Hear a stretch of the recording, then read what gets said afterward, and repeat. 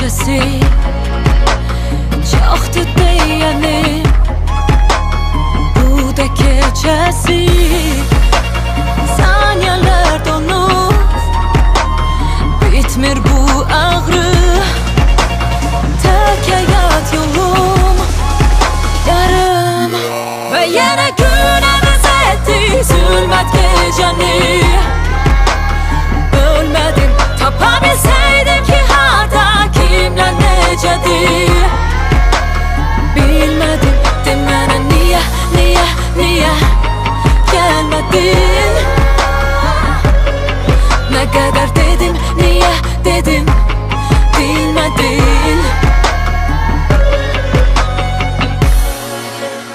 Salmadım dilden senin ismini, ruhumu kaytar, al cismimi. Saniyeler donup damcılar vurur, sen tek hayat yolum ve yine güne benzetti zulmet geceni. Ölmedim, tapabilseydim ki harda kimler necedir.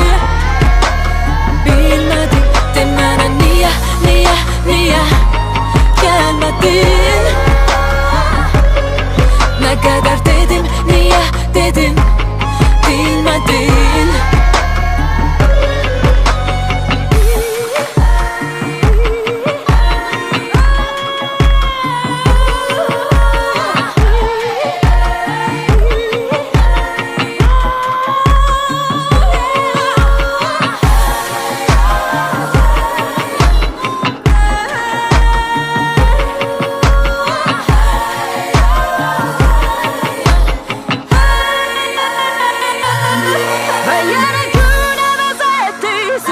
Geceni ölmedim, tapabilseydim ki harda kimler necedir.